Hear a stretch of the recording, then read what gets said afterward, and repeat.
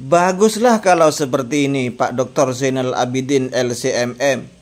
Jika Anda memang mengikuti, mengamalkan apa yang Anda tulis sendiri di FB-mu ini, maka ini sangat baik sekali Pak. Saya dukung ente kalau seperti ini. Assalamualaikum warahmatullahi wabarakatuh. Alhamdulillah wassalatu wassalamu ala rasulillah wa ala alihi wa sahbihi wa mawala amma ba'du.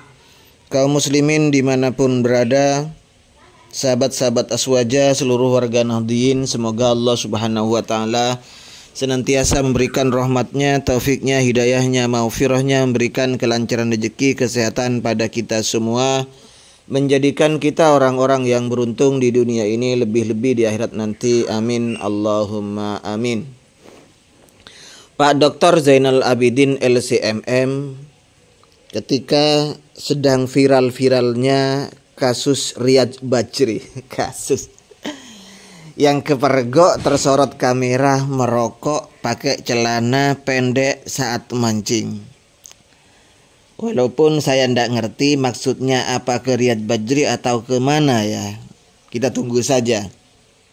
Cuman ayo kita baca dulu bagaimana tulisan Pak Dr. Zainal Abidin di FB beliau, yang ini saya sangat setuju sekali. Ustadz salah itu wajar, ya pantas, karena memang bukan Nabi, tidak maksum. Yang gak wajar adalah cari-cari pembenaran dengan pendapat segelintir ulama yang lemah. Betul Pak, ya. Apalagi sampai keluar dari mazhab yang 4 pendapatnya masih kekeh dipertahankan. Betul itu. Segelintir ulama yang lemah, sedangkan ribuan ulama Rabbani dia tinggalkan. Betul-betul hawa nafsu. Tunggu bantahan tuntas saya teman. Oke, saya tunggu Pak. Saya selalu siap menunggu bantahan-bantahan Anda Pak Dokter. Entahlah ini ditujukan untuk Riyadz Bajri karena menghalalkan rokok, karena mengikuti ulama yang menghalalkan, atau bagaimana ya. Kita tunggu saja. Cuman secara umum saya sangat setuju dengan tulisan beliau. Kenapa setuju? Memang seperti itu. Pada kenyataannya, Pak Dr. Zainal Abidin dan teman-teman Wahabi yang lain, ustadz-ustadz para doktor Salafi Wahabi yang lain itu sering nyeleneh menggunakan pendapat yang sangat lemah. Pak Dr. Zainal Abidin tentu ingat ya dengan ustadz yang berbicara seperti ini, yang menjelaskan tentang bahwa kulit babi dan anjing bila disama akan menjadi suci. Mungkin Pak Dokter ingat ya. Kita dengarkan dulu yuk Pak Dokter ini. Apakah sepatu yang terbuat dari kulit babi najis? Saya katakan tidak. Karena menurut pendapat yang sahih, dua kulit babi dan anjing ini kalau disama dan suci, maka bisa suci. Ini menurut pendapat Ibnu Hazm dan Daud Al-Zahiri, dan ini yang sahih. Dengar Pak Dokter penjelasan orang barusan itu ya, bahwa kulit babi, kulit anjing jika disamak maka menjadi suci.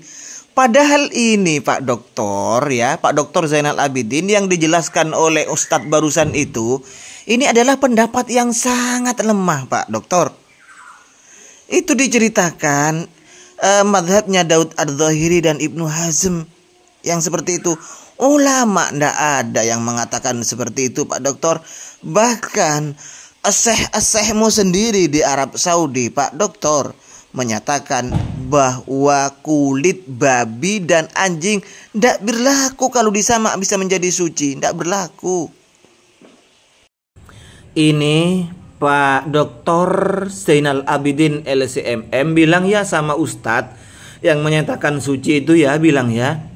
Di sini Syekh Muhammad Shaleh Al-Munajjid menjelaskan, beliau mengutip pernyataan Ibnu Abdil Bar rahimahullah.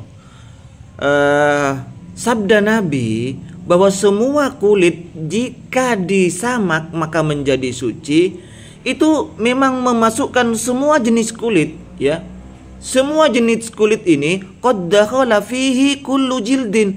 Semua masuk jenis kulit ini kecuali illa anna jumhuras salaf, jumhurnya ulama salaf mayoritas ulama salaf Pak Doktor ajma'u, ini sudah sepakat ala anna jildal khinsir, bahwasanya kulit babi la yadkhulu bidzalika, tidak masuk Pak, ya.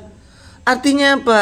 Kulit babi ini tidak suci dengan disama. Ini kesepakatan ulama salaf, jumhurus salaf, mayoritas salaf. Berarti yang diikuti oleh Ustadz tadi itu Pak Dr. Zainal Abidin yang menjelaskan bahwa kulit babi jika disama menjadi suci, ini adalah pendapat yang minoritas. Tas ya. Bahkan bilang lagi sama temanmu juga yang LC itu, Badrus Salam LC dan Khaliful Hadi alumni Yaman itu, bahkan kencing jin, kencing opo wae, ini suci katanya. Padahal jelas Pak, kalau rawus wa baul ma la yukallahu, kencing atau kotoran binatang yang tidak bisa dimakan dagingnya, apalagi kencing babi dan anjing Pak, ini semuanya najis. Dan pendapat minoritas yang diikuti oleh dua orang ini. Jangan hanya sekarang karena Riyadz Badri kepergok merokok kemudian menggunakan pendapat yang menyatakan halalnya rokok, kemudian diserang ramai-ramai. Katanya mengikuti pendapat yang minoritas. Padahal ribuan ulama mengatakan tidak. Siapa juga yang seperti itu ya?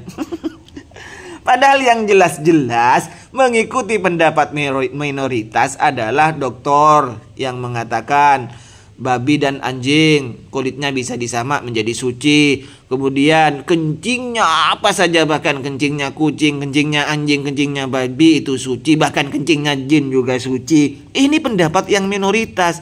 Kenapa tidak Anda bantah Pak Dr. Zainal Abidin? Terus darah, kalau tidak mengalir tidak najis. Ini pendapat yang minoritas Pak. Tolong bantah ini ente. Jangan hanya Badri karena merokok, ya, karena ente tidak merokok. Kemudian dibantah habis-habisan. Banyak lagi. Ada bahkan ini lagi. Mumpung sekarang puasa Pak, siapa itu ya? Profesor Dr. Khalid Basalamah. Walaupun sudah mendengar adzan subuh, tapi makanan masih ada di kita. Teruskan sampai selesai. Selesaikan makan, minum, semuanya selesaikan dulu sampai selesainya adzan. Enak kalau seperti ini Pak. Ini pendapat siapa Pak? Mazhab yang 4 tidak ada yang seperti ini. Minoritas ya. Bukan hanya, sekali lagi, jangan hanya Riyadz Badri, termasuk semua dokter yang saya sebutkan ini tolong dibantah Pak Dr. Zainal Abidin LCMM.